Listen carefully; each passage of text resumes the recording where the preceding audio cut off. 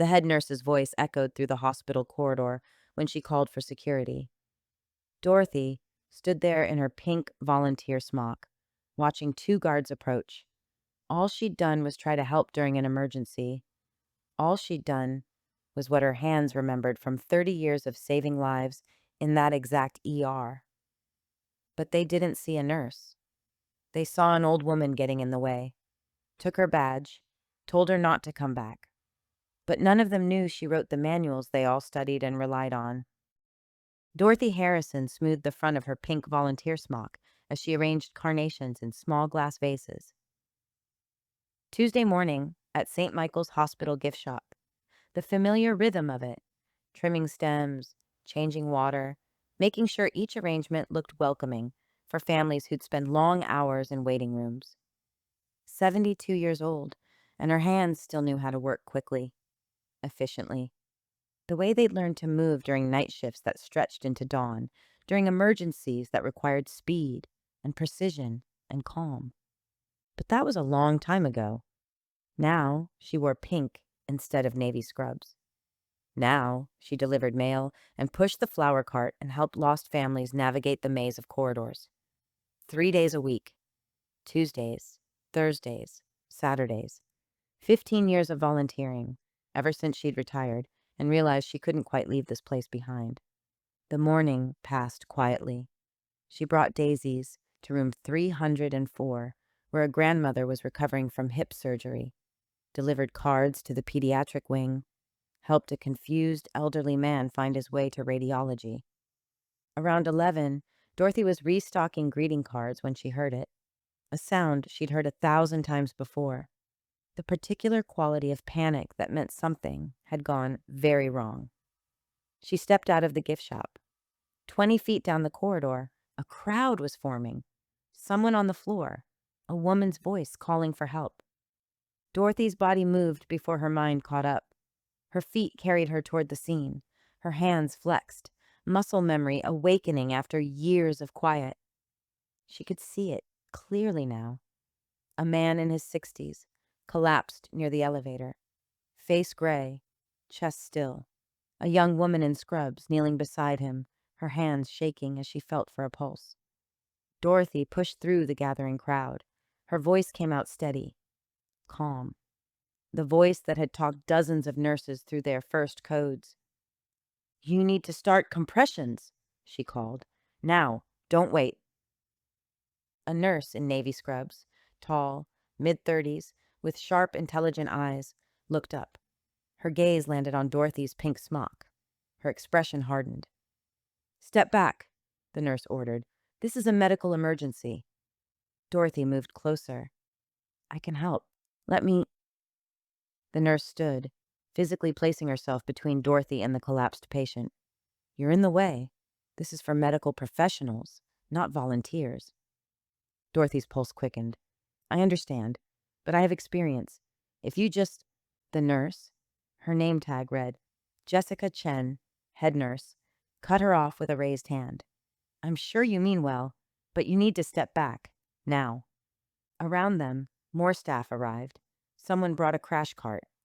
The young nurse, who'd been kneeling, began compressions. Finally, her form uncertain but adequate. Dorothy watched, her hands itching to adjust the position, to check the airway, to do what she'd done for 3 decades. "Please," Dorothy tried again, her voice gentle. "I can—" Jessica turned on her with sudden fury. "Enough! You're interfering with emergency care. Security!" Dorothy felt the blood drain from her face.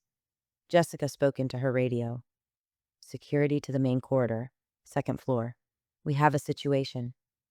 "This isn't necessary," Dorothy breathed. "I was only trying to help." Jessica's expression was stone. "You were getting in the way. There's a difference." 2 security guards arrived, young men Dorothy didn't recognize. They looked uncomfortable as Jessica gestured toward her. "Please escort this volunteer out of the building," Jessica instructed. "She's been asked repeatedly to step back and has refused to comply." "Ma'am," one of the guards murmured, "if you could come with us." Dorothy's throat tightened. Behind Jessica, The emergency continued. The patient was being loaded onto a gurney. Someone called out vital signs.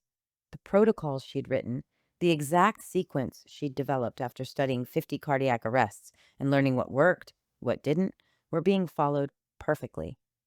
But she was being removed. The walk through the hospital felt endless.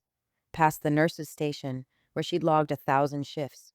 Past the break room, where she'd drunk coffee at 3 in the morning with exhausted residents. Past the doors she'd pushed open while running toward emergencies, not away from them. Patients and families stared. Other volunteers looked away, embarrassed for her. At the main entrance, one of the guards cleared his throat. "Ma'am, you'll need to turn in your volunteer badge. You can't return until you've been cleared by hospital administration." Dorothy unpinned the plastic badge from her smock. Her fingers trembled slightly as she handed it over. "I understand," she whispered. "And you need to understand boundaries," the guard added, clearly repeating what he'd been told. "This is a hospital. Medical professionals need space to work." "Yes," Dorothy agreed quietly. "I understand." She walked out into the October sunshine. Behind her, St. Michael's Hospital rose 7 stories tall, red brick, wide windows. She'd entered through those same doors 30 years ago, a young nurse with everything to prove. She'd left 15 years ago with a retirement plaque and 3 decades of muscle memory that didn't know how to stop caring.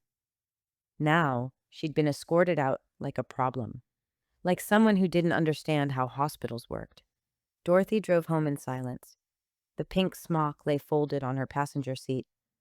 The week that followed felt strange. Tuesday came and went without her morning shift. Thursday, the same. She tended her garden, reorganized her kitchen cabinets, called her daughter in Michigan, and said nothing about what had happened. But her hands still remembered, still flexed when she heard sirens, still itched to help. On Friday afternoon, her phone rang. "Dorothy?" The voice was warm, familiar. "It's Tom Bradley." Dorothy's breath caught. Tom, the hospital CEO. But she remembered him as something else. A scared 26-year-old resident who'd frozen during his first trauma case in 1983. She'd talked him through it, stood beside him, shown him that fear was normal, but you pushed through it anyway. "Tom," she managed, "how are you?" "I'm well, but I'm calling because I heard what happened last Tuesday." His voice carried weight now, authority earned over decades. "I'm horrified, Dorothy. Truly." "It was a misunderstanding," Dorothy offered quietly. "I shouldn't have interfered." "No," Tom interrupted firmly. "You were trying to help. And the nurse who removed you, she had no idea who you were, what you've done for this hospital." Dorothy was quiet. "I'd like you to come back," Tom continued. "Not just to volunteer. I want to properly acknowledge your contributions. Would you come to Monday's staff meeting? The ER team will be there. I'd like to introduce you correctly this time." Dorothy's hands tightened on the phone. "I don't need acknowledgement, Tom. I just want to help." "I know," Tom replied gently. "But this hospital needs to remember. We need to remember." Monday morning, Dorothy dressed carefully.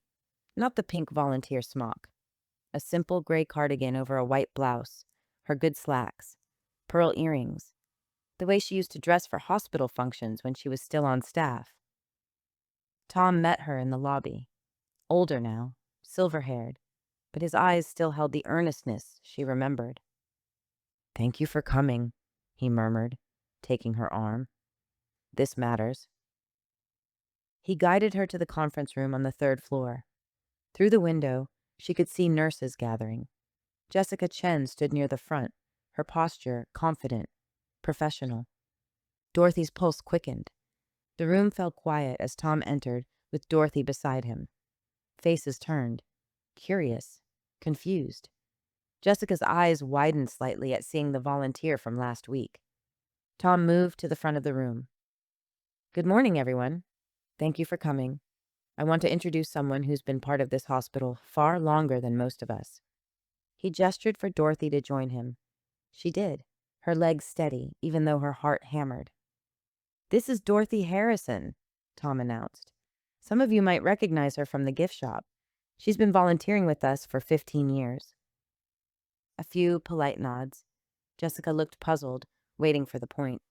"But what you don't know," Tom continued, "is that before Dorothy volunteered here, she worked here as an ER nurse for 30 years, from 1965 to 1995. The room shifted. Nurses sat up straighter. Someone whispered. Tom reached into his briefcase and pulled out a worn spiral-bound manual. Blue cover, white label. He held it up so everyone could see. "Dorothy Harrison, RN," he read from the cover. "Emergency Response Protocols, St. Michael's Hospital, 1987. Jessica's face went pale. "Dorothy wrote this," Tom explained. "After analyzing 50 cardiac arrests, she developed the step-by-step protocols we still use today. The compression sequence, the airway checks, the medication timing, everything you've been trained on. Dorothy created it." He looked directly at Jessica. "Last Tuesday, when you responded to that corridor emergency, you followed these protocols perfectly. You saved that patient's life using the exact procedures Dorothy developed 37 years ago." Jessica's hands had moved to her mouth. Her eyes were wide, stricken. Tom set the manual on the table. "Dorothy trained 3 generations of nurses at this hospital. She worked night shifts for most of her career, which is why some of you might not know her. But her work," his voice softened, "her work has saved hundreds of lives, maybe thousands." The room was completely silent. "Dorothy," Tom finished quietly, "was escorted out of this building last week for trying to help during an emergency by staff who didn't know they were using her methods, who didn't know she'd spent 30 years doing exactly what they do now." Jessica stood slowly. Her face had lost all color. Her hands trembled as she approached Dorothy.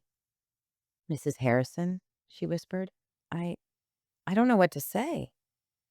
Dorothy met her eyes, saw genuine horror there, genuine shame. "You were doing your job," Dorothy offered gently. "Protecting your patient. That's what matters." "No," Jessica breathed. "I was arrogant. I saw your pink smock, and I assumed you didn't understand. I didn't even ask. I didn't listen." Her voice cracked slightly. "I studied your protocols in nursing school. I've taught them to new hires. And I removed you from the hospital like you didn't matter." Dorothy's chest tightened, but not with anger, with something gentler. Recognition of how easy it was to forget, how quickly history became invisible. "You couldn't have known," Dorothy replied. "I don't wear my resume on my volunteer badge." "I should have asked," Jessica insisted. "I should have listened when you said you had experience." Around them, other nurses were examining the manual Tom had brought, passing it between them, reading Dorothy's name, connecting the quiet volunteer with the foundation of everything they'd learned. Tom cleared his throat. "Dorothy, I'd like to offer you a position, not as a volunteer, as a consultant for our ER training program. Monthly sessions. Help us keep the protocols current. Share what you learned in those 30 years." Dorothy looked at the manual on the table, at the nurses studying it, at Jessica, who still looked shaken. "I'd like that," Dorothy said quietly. "Very much." 3 weeks later, Dorothy stood at the edge of the ER, watching a young nurse handle a respiratory emergency. The nurse's hands moved quickly, confidently, following the sequence Dorothy had developed after watching too many people struggle to breathe. Check airway, position patient, oxygen first, call for backup, monitor vitals, stay calm, the patient stabilized. The nurse exhaled, relieved. Jessica appeared beside Dorothy, 2 cups of coffee in her hands. She offered one. "Thank you," Dorothy murmured, accepting it. They watched the ER together, the controlled chaos, the dedicated staff, the lives being saved. "I've been thinking," Jessica started quietly, "about how much we take for granted. We learn procedures in school, and we never think about where they came from. Who developed them? Who figured out what worked? Dorothy sipped her coffee. That's how it should be. The work matters more than the credit. Jessica shook her head. But the people matter too. The experience, the wisdom. She glanced at Dorothy. I almost threw that away because I couldn't see past a pink smock. Dorothy smiled. Small, gentle. Now you know better. Now I know better, Jessica agreed. The young nurse, who'd just handled the respiratory case, approached them, her face flushed with adrenaline and relief. Did I do okay? She asked. I kept trying to remember the protocol. You did perfectly, Dorothy assured her. Every step exactly right. The nurse beamed. Thank you, and thank you for... She gestured vaguely, trying to encompass everything, for writing it all down, for helping us know what to do. Dorothy's throat tightened. You're welcome, she managed. The nurse hurried back to her station. Jessica and Dorothy remained, two women separated by decades and connected by the same calling. I'm glad you're back, Jessica murmured. Dorothy nodded. So am I. Through the ER doors, another ambulance arrived. Lights flashing, paramedics rushing, the eternal rhythm of crisis and care. And Dorothy Harrison, who'd given 30 years to these halls and 15 more in quiet service, who'd been escorted out like she didn't belong, stood watching the protocols she'd created save another life. Not as revenge, not as vindication, just as legacy, just as love made permanent.